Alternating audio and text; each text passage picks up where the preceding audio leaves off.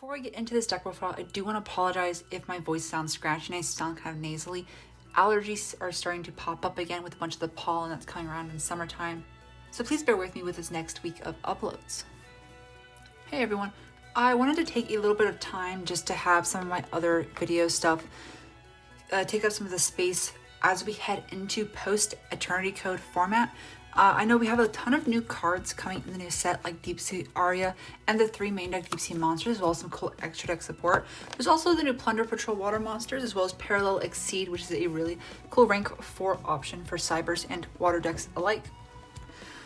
But for the most part, there's a lot of cool new cards you can play with the deck, and sometimes it's really hard to have it fit in a 40 card deck if you're gonna risk, consistency or running too many bricks. And so I think for a lot of the cool stuff, because we have more extenders, more starters, it makes sense to play a larger deck so you see your bricks less and see one of each copy of your hard once per turn combo extenders. So I actually have 3 different builds for you that I've made post-Etco. One is a more balanced build, which is this one, which is going to help explain the different paths with the alternative deck profiles.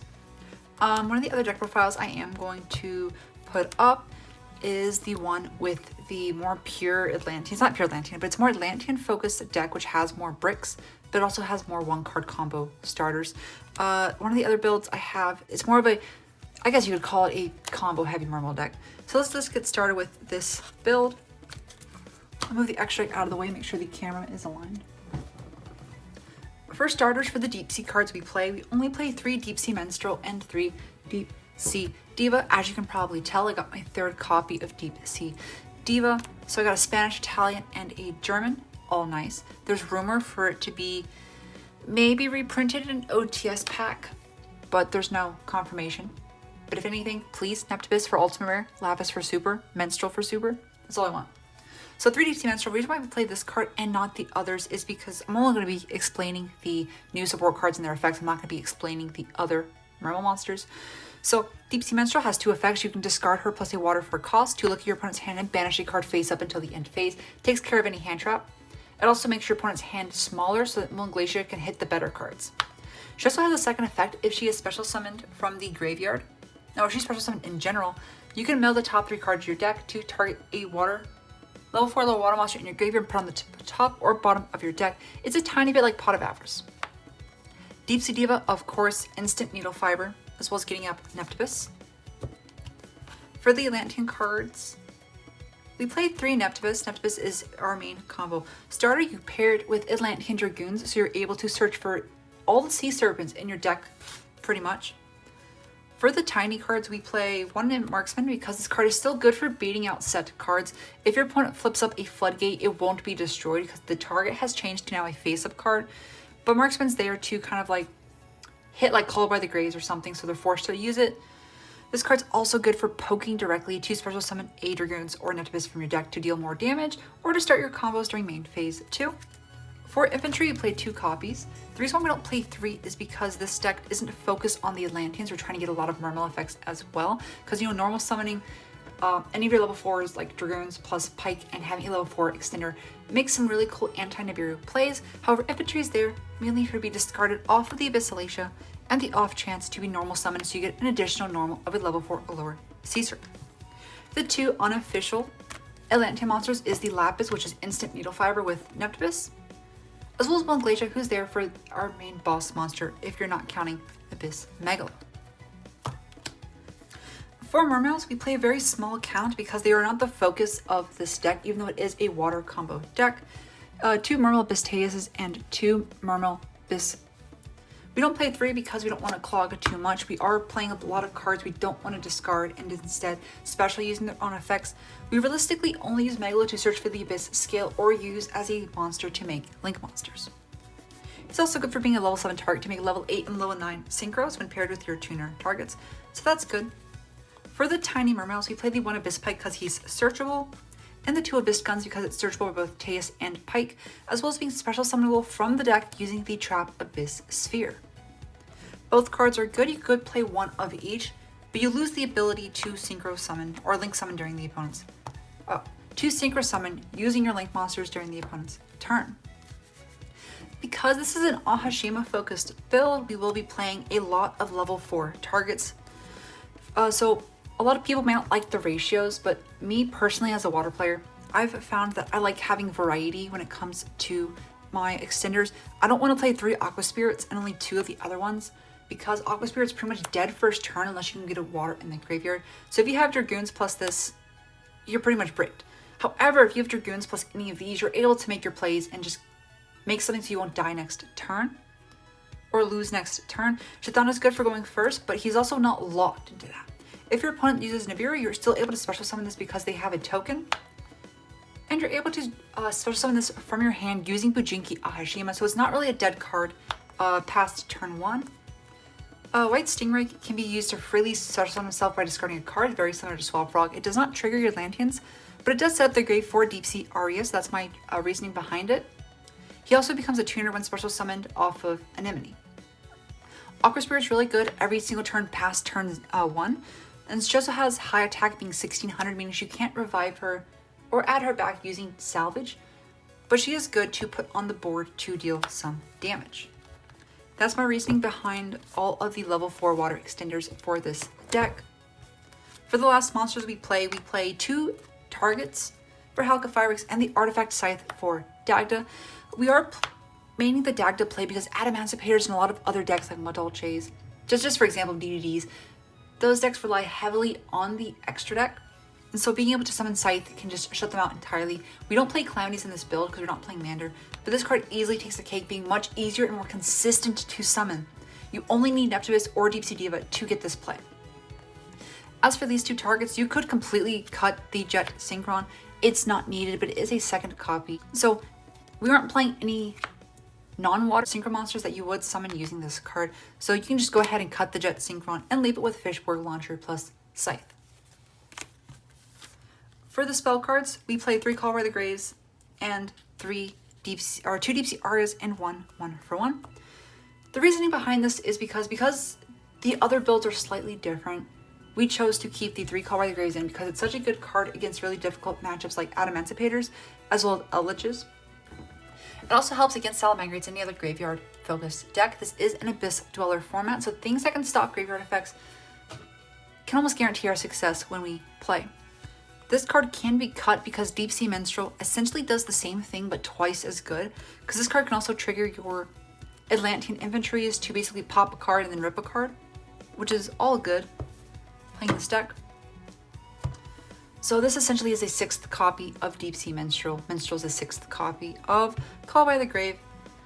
We don't play this in the other build, but it's definitely here for this one.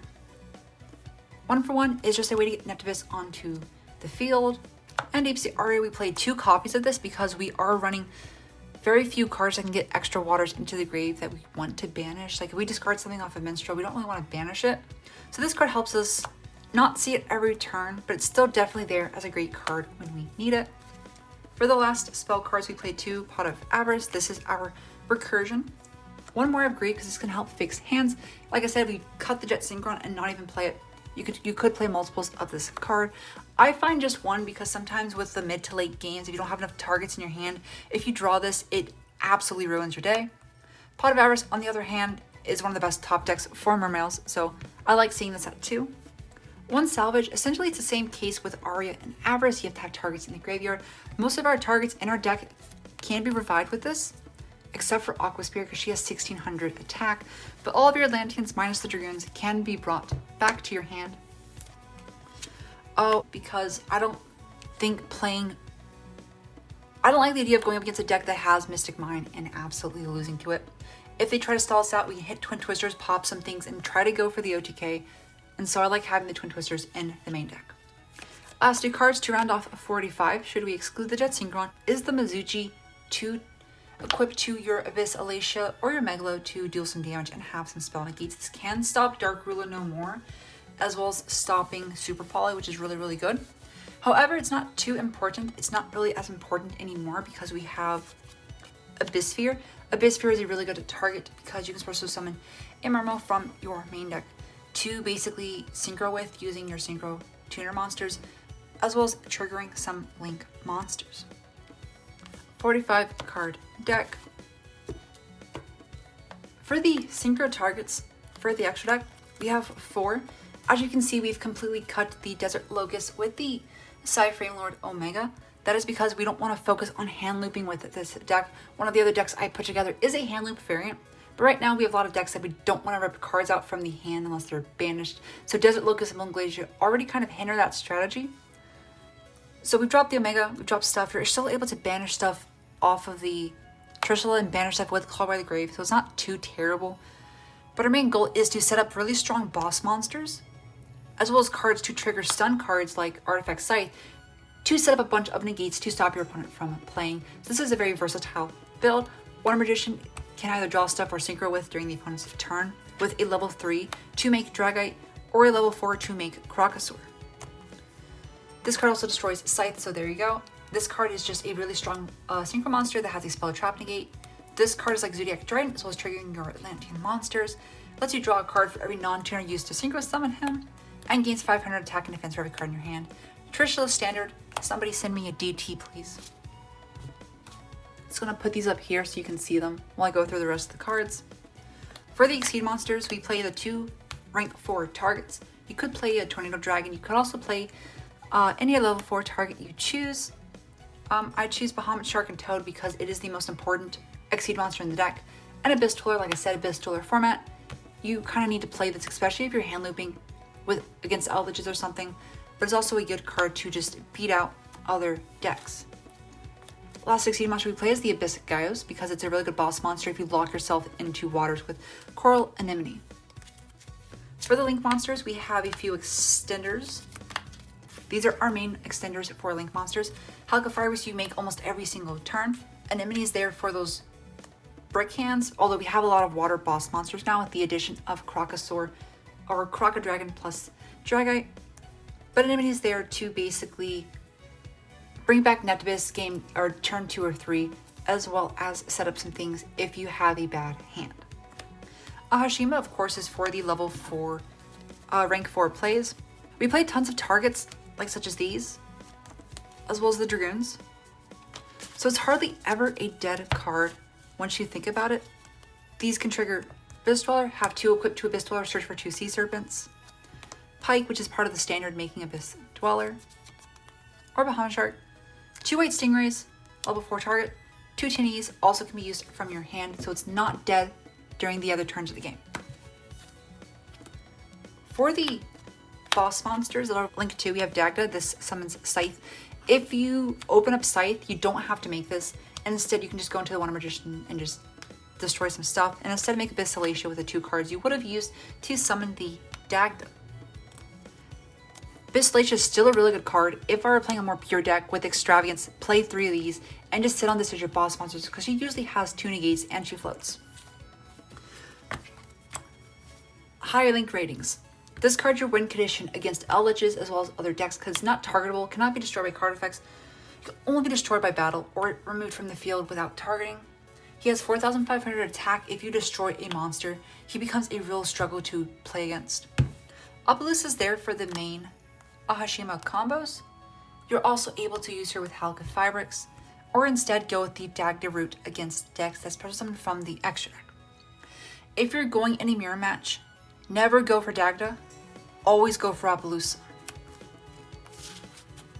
That's it for the deck profile. I hope you are a fan of this one. Like I said, this isn't my personal build. This is one of 3 possible Mermail builds I put together for post Edco. We have tons more variety, like 18 new cards for the main deck. So it would really mean a lot if you guys subscribe so you don't miss those other deck profiles when I upload them. But there's one thing I want to show you, and that's a few possible test hands. So I'm only going to be showing you the top 5 cards of the deck because I think you guys, or a lot of you already know about all the possible combo routes. I make a lot of videos about them. So just to get some ideas passed, for this 5 card hand, we actually have a lot of possibilities. For example, we could immediately use Menstrual plus Infantry to steal a card from the opponent's hand. Alternatively, we could use Menstrual to discard the Teus so that we can normal summon the Infantry and normal the Neptibus. So this hand is not a break because it protects against 1 hand trap as well as having 3 different combo extenders and a draw card to put things back.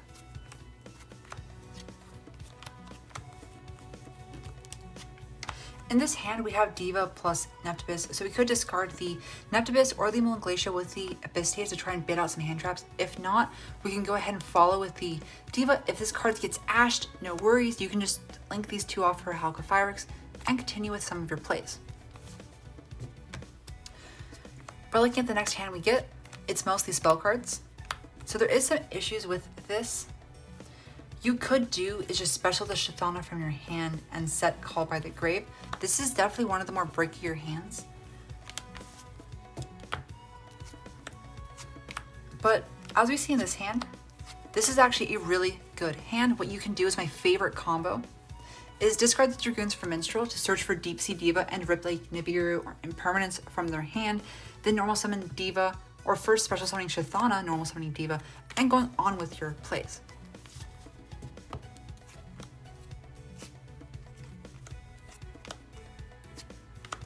This hand is also kind of tricky because we don't have a lot of waters to discard for Minstrel when we search it off of Pike. We do have Twin Twisters plus Call by the Grave to offer some Storm of Disruption. This hand is really good. What we could do is discard the Dragoons plus the Neptibus to special summon the Abyss Megalo, search for something, then use Deep Sea Aria to banish the Neptibus to search for an additional card. Likely go for the Bijunki Ahashima route with that hand. For this hand, we have Teus plus Dragoons, which is insane. We also have the level 4 extender White Stingray, as well as Diva and Gun in our hands. So this hand is absolutely stacked without any protection, which is a shame, but it definitely can get you things rolling through 1 or 2 hand traps. Coming up on the final 5-card hand, this hand's really good because we can normal summon the Infantry, then normal summon the Diva, and if they hand trap this, we can still use these two to go off into a Link summon. We'll also have Minstrel to discard off of the Lapis, as well as 1 for 1 in hand to special summon Neptibus.